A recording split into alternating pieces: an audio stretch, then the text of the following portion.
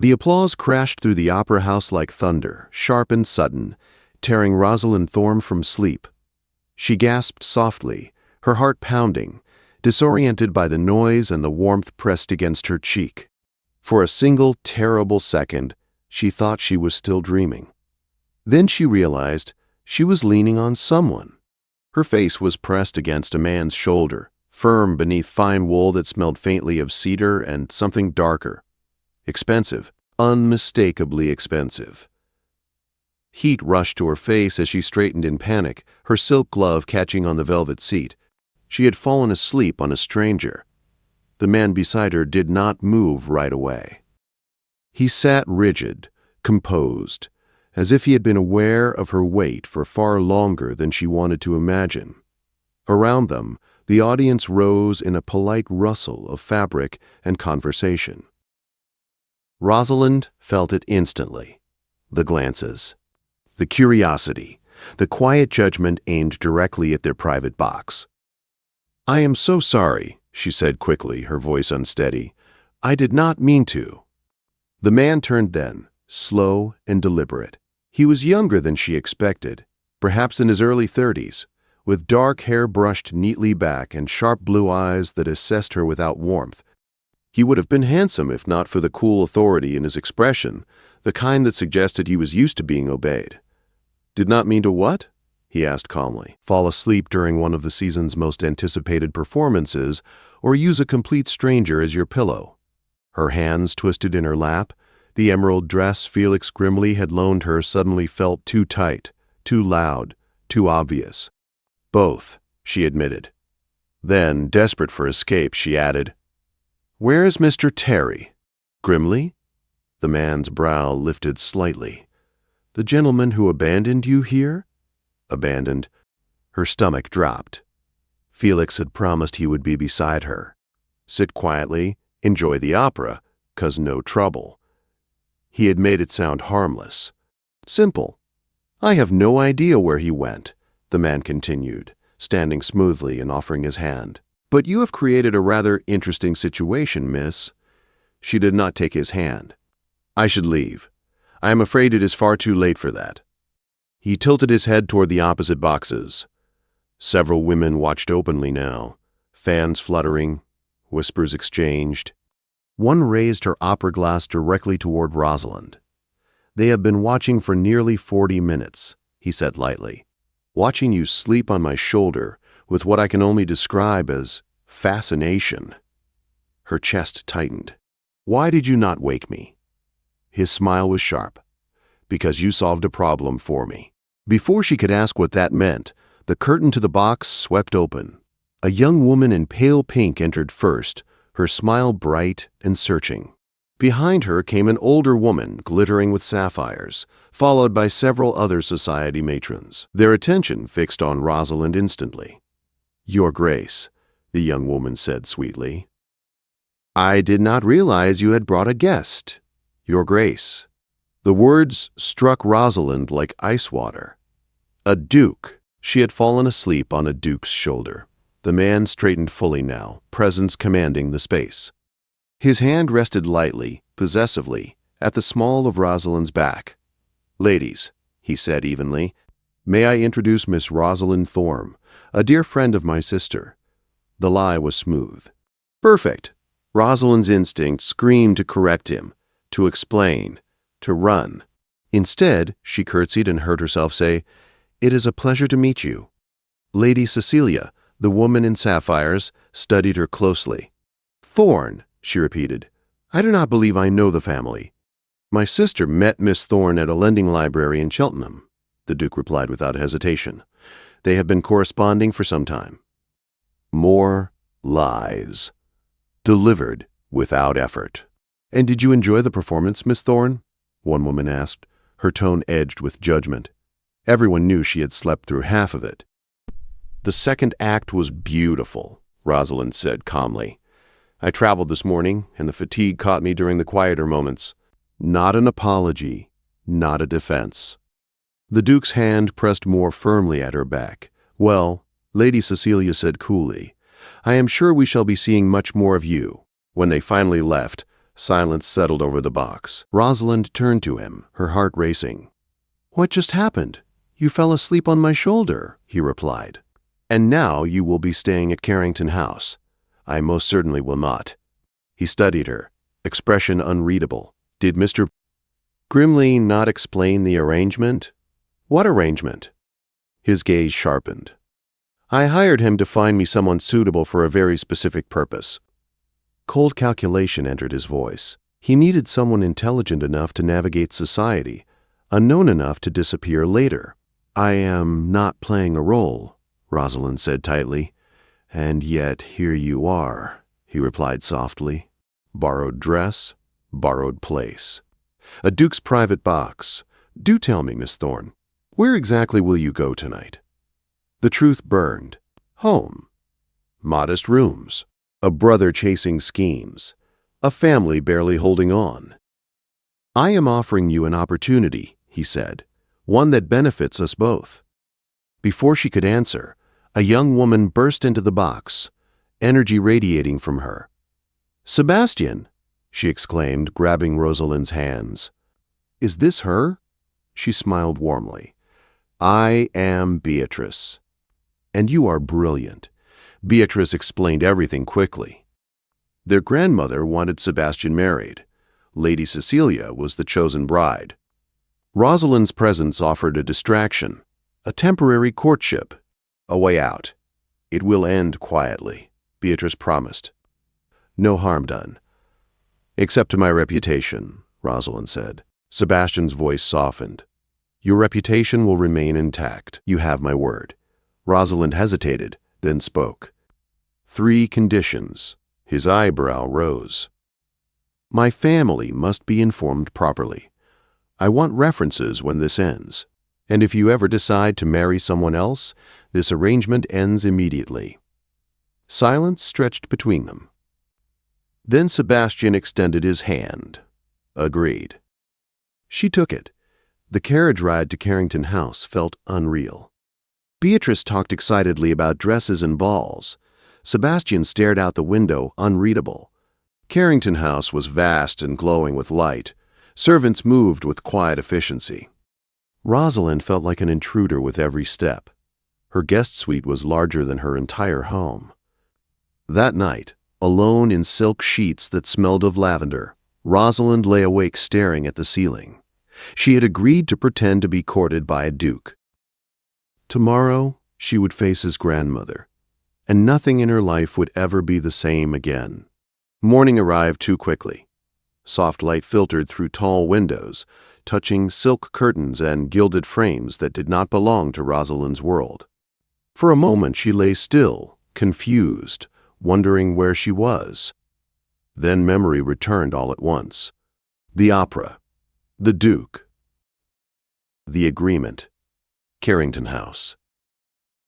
Alice, her assigned maid, moved quietly about the room, laying out a pale yellow morning dress. Rosalind dressed in silence, her thoughts racing. Today she would meet the Dowager Duchess of Carrington, the woman who ruled this house, and, very likely, Sebastian's life.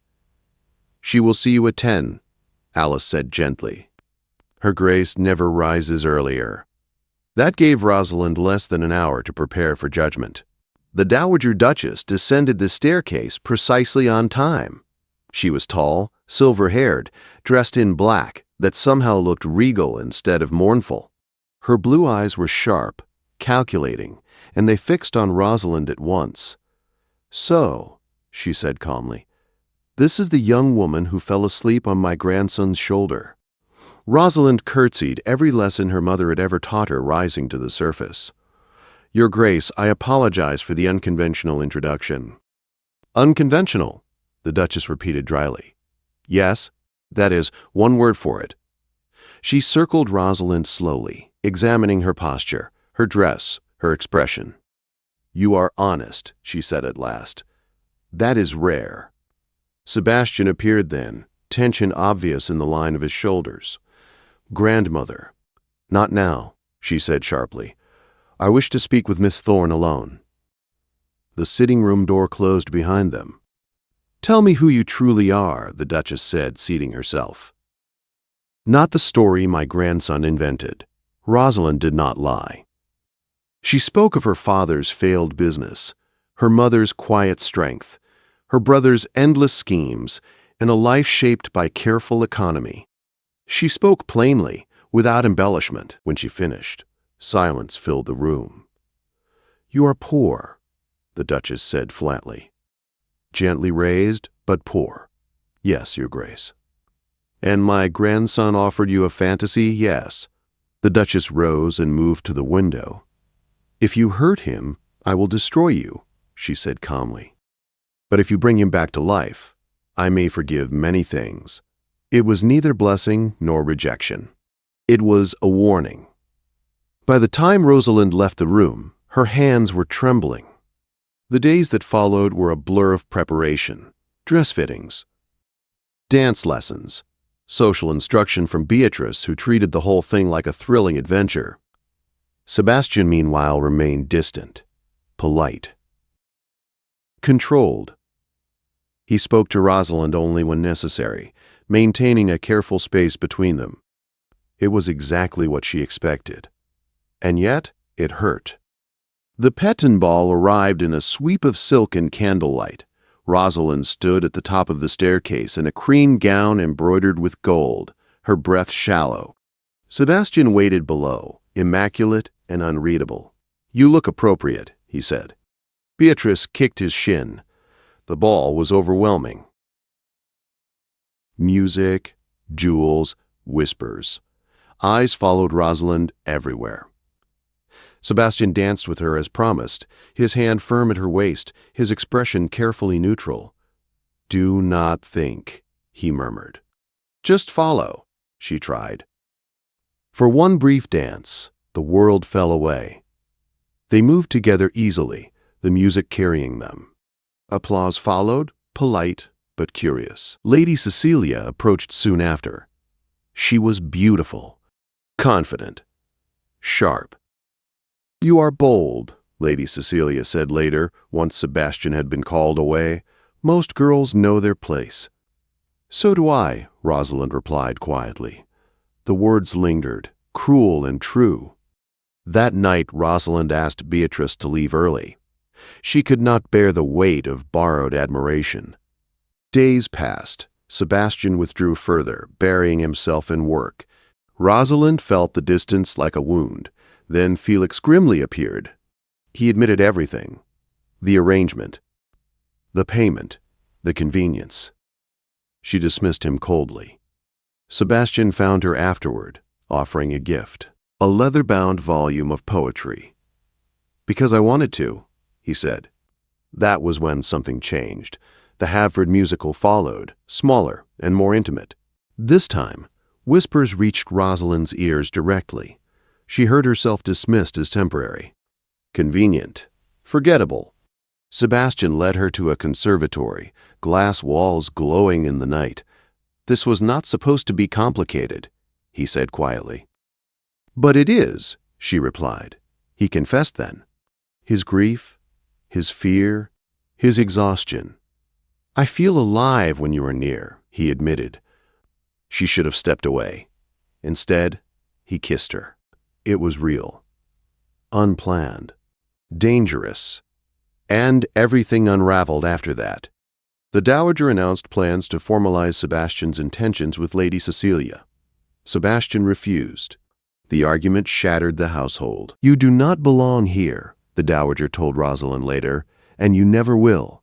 That night, Rosalind packed. She left letters behind. Gratitude. Goodbye. And she ran, back to the life she had known. Smaller, safer, emptier. For 3 days she tried to convince herself it was enough. Then Felix returned. Sebastian was unraveling. "One conversation," Rosalind said finally. "That is all." The carriage carried her back to Carrington House, her heart pounding with fear and hope in equal measure. She found Sebastian waiting in the library, exhausted and undone. "I love you," he said simply. And for the first time, Rosalind believed that love might be worth the risk. But the world would not make it easy. Not yet. Rosalind stood in the library with her hands clenched together, the familiar scent of old books and wood smoke pressing in around her. This room had once felt like a refuge. Now it felt like a place where everything would be decided. Sebastian stood across from her, his usual control gone. His hair was unkempt, his jacket discarded, dark circles beneath his eyes speaking of sleepless nights. "I meant what I said," he told her quietly. "I love you, not the idea of you. You." Her chest tightened. "Sebastian, loving me does not change the world we live in. Then let us change the part of it that belongs to us." She shook her head. "Your grandmother was right about one thing. I would always be the wrong choice. Every mistake you make, every disappointment, they would blame me." He stepped closer. "I am already blamed for refusing a marriage I do not want. At least this way, I choose something real." Before she could answer, the door opened. The Dowager Duchess entered without apology, her cane striking the floor with sharp authority. "So," she said coolly, "the drama continues." Sebastian straightened. "Grandmother, this concerns us." "It concerns the entire family," she replied. "And the reputation of a title older than either of you." Rosalind stepped forward before Sebastian could speak. Her voice shook, but she did not retreat. "Your Grace, I never intended to cause this much upheaval. I agreed to a temporary arrangement. I never expected," she paused, then continued firmly, "to fall in love." The Dowager studied her closely. "Love," she said. "That dangerous word again." "Yes," Rosalind replied. "And I understand what it costs. I understand I will be judged, measured, found lacking. But I also understand what it costs to walk away from something that matters." The older woman was silent for a long moment. "You remind me of his mother," she said at last, "just as stubborn, just as fearless. I opposed that marriage too, and I was wrong." Sebastian inhaled sharply. "I will not pretend this is sensible," the Dowager continued. "It will cause gossip. It will cause disapproval.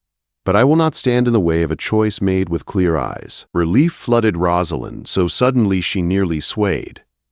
"You will have my support," the Dowager said stiffly. "Publicly. Privately, I reserve the right to complain endlessly." Sebastian crossed the room and embraced his grandmother, emotion breaking through his restraint. Rosalind watched, tears blurring her vision. The announcement followed days later. At the Sinclair Ball, London society gathered, eager for spectacle. Rosalind stood at the top of the staircase in deep sapphire silk, her heart pounding. Sebastian offered his arm. "Ready?" he murmured. "No," she said honestly. "But I am here." They descended together. The whispers began immediately. Sebastian led her to the center of the ballroom. When the music ended, he turned to her and dropped to one knee. The room gasped. "Rosalind Thorne," he said clearly, "you fell asleep on my shoulder and woke me up. You reminded me that living is not the same as enduring. Will you marry me?" Her answer came without hesitation. "Yes." Applause burst from one side of the room, shocked silence from another. Rosalind did not care. Sebastian rose and kissed her, scandal and joy blending into one perfect moment. The Dowager watched from the edge of the crowd. After a heartbeat, she nodded once. It was enough. Marriage did not erase every challenge. Some doors closed, others opened slowly. Rosalind learned that belonging was not given freely, but claimed. She learned how to stand beside Sebastian, not behind him. She learned how to answer judgment with calm and kindness. She learned that love did not erase fear, but made it worth facing. Sebastian learned how to laugh again, how to leave his study before midnight, how to speak of his father without flinching. 6 months later, Rosalind stood in the Carrington House library, now truly hers. She held a letter she had found tucked inside a book Sebastian's father had loved. It spoke of courage, of choosing love despite loss, Sebastian found her there, drawing her into his arms. "You fell asleep on my shoulder," he said softly, "and changed my life." She smiled against his chest. It seems accidents can be very powerful things. Outside, the world continued to whisper. Inside, they were exactly where they belonged.